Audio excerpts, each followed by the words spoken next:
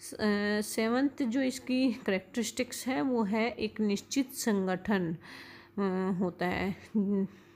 ये तो हम पहले ही बात कर चुके हैं, जैसे कि समिति होती है वो एक संगठन होता है, व्यक्तियों का एक समूह होता है जिनके अपने समान हित होते हैं। तो इसका जो ऑर्गेनाइजेशन इंस्टीट्यूशन होता है वो डेफिनेट होता है कि भाई ये है। समिति किसी भी प्रकार की औपचारिक संरचना को हम यूँ नहीं कह सकते कि ये इनफॉर्मल होती है। औपचारिक संरचना कहकर हम उसे जो समिति होती है वो एक औपचारिक फॉर्मल संस्था होती है, ना कि इनफॉर्मल। ठीक है, तो जो औपचारिक जब संस्था होती है तो उसमें जो रिलेशंस होते हैं वो भी फॉर्मल रिलेशंस होते हैं, इनफॉर्मल नहीं होते हैं।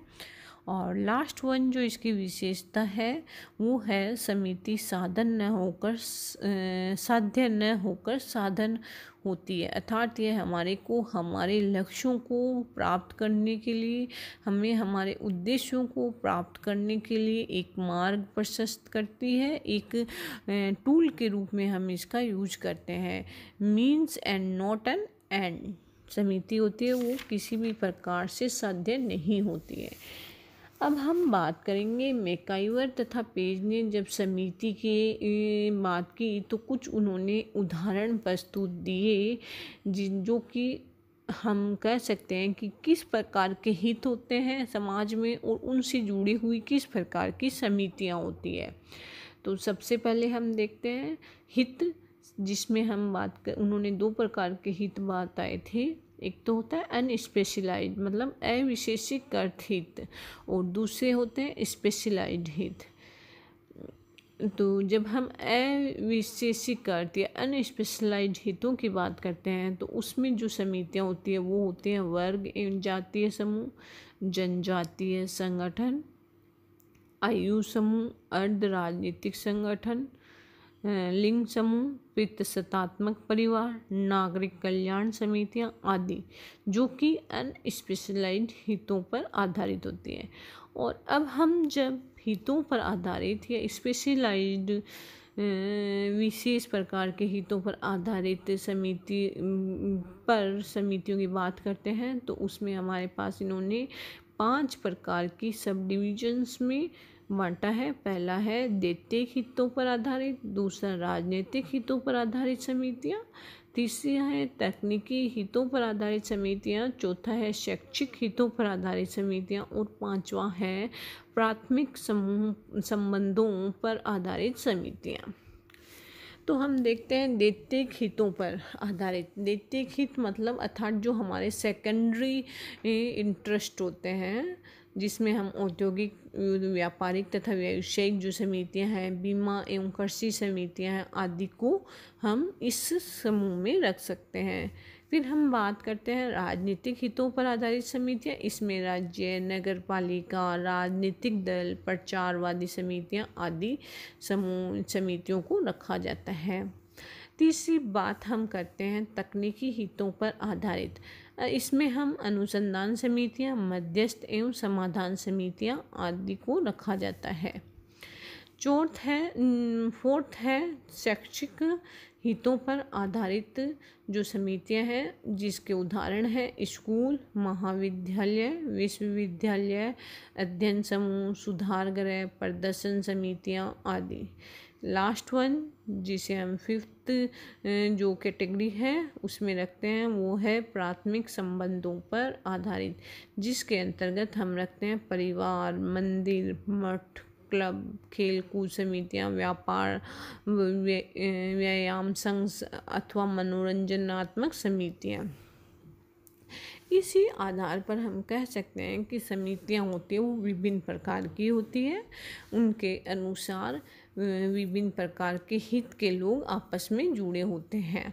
अब हम बात करते हैं आर्थिक समितियों की, तो जिसमें हमारे से आर्थिक हितों को लेकर जब किसी समूह के लोग आपस में जुड़ते हैं तो उन्हें हम आर्थिक समितियां कहते हैं। इसके अंतर्गत हम व्यापारिक समितियां, मजदूर संघ, व्यावसायिक समितियां, औद्योगिक प्रतिष्ठान, परिवहन एजेंसियां आदि को सम्मिलित करते हैं। अब हम बात करते हैं जो दूसरी टाइप्स ऑफ, जब समिति की बात करते हैं तो उसमें पहला था आर्थिक समितियां, दूसरा राजनीतिक समितियां। राजनीतिक समितियों में हम विभिन्न प्रकार के राजनीतिक दल, पंचायतें या राजनीतिक जो पार्टीज होती है उन्हें हम राजनीतिक समितियों के अंतर्गत रखते हैं। थर्ड हम बात कर रहे हैं सांस्कृतिक समितियों की, जिसमें हमारे संस्कृति से जुड़ी हुई समितियों को सम्मिलित किया जाता है, जिसमें हम हमारे धर्म से, हमारे रिलीजन से, हमारे समूह से, संस्कृति समूह से जुड़ी हुई जो समितियां हैं, जैसे कि धार्मिक समाज हो गया, रामकृष्ण मिशन हो गया, प्रार्थना समाज हो गया आदि, जो धर्म से जुड़ी हुई समितियां हैं उनको सम्मिलित किया जाता है।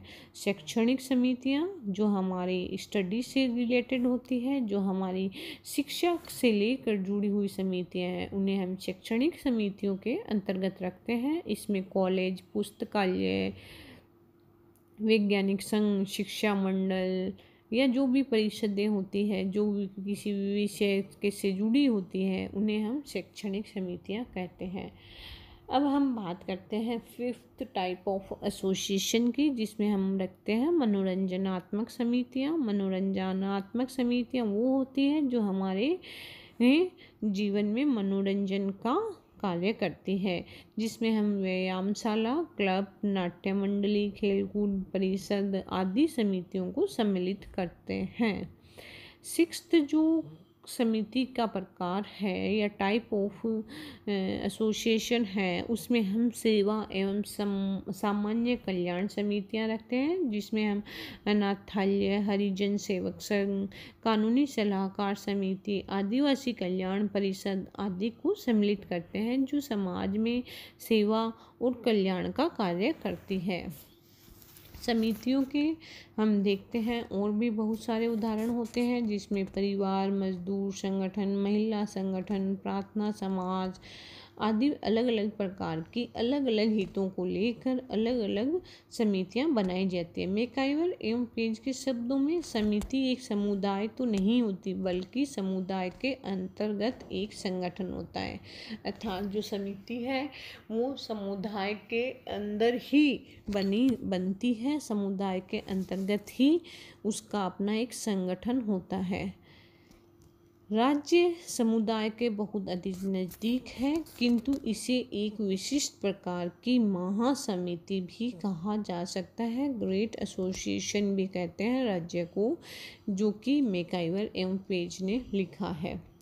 समिति के लिए अब हम बात करेंगे समिति के निर्माण, कैसे किसी भी प्रकार की जो समिति होती है उसको निर्माण क्यों होता है, उसके लिए कौन कौन से उत्तरदायी कारक होते हैं। जब हम समिति के निर्माण की कारण को तो हम जान चुके हैं कि भाई किसी भी क्यों होता है, तो समिति के निर्माण का एक ही उद्देश्य है कि वह हमारी समाज में व्यक्ति के जीवन की आवश्यकताओं की पूर्ति के लिए किसी भी प्रकार की समिति का निर्माण किया जाता है। इसके लिए उत्तरदायी कारकों में भी हितों की भूमिका है, रोल ऑफ इंटरेस्ट हो गया,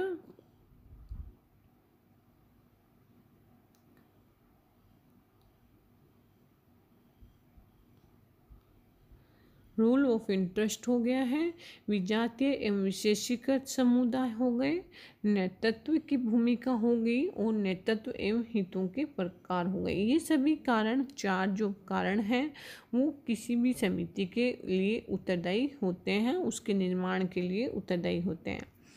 अब लास्ट जो समिति जो विषय है, जो टॉपिक है हमारा समिति का, उसमें हम देखते हैं जो कि अधिकांशतः एग्जाम्स में भी हमारे क्वेश्चन आता है, वो है समिति तथा समुदाय में अंतर बताइए।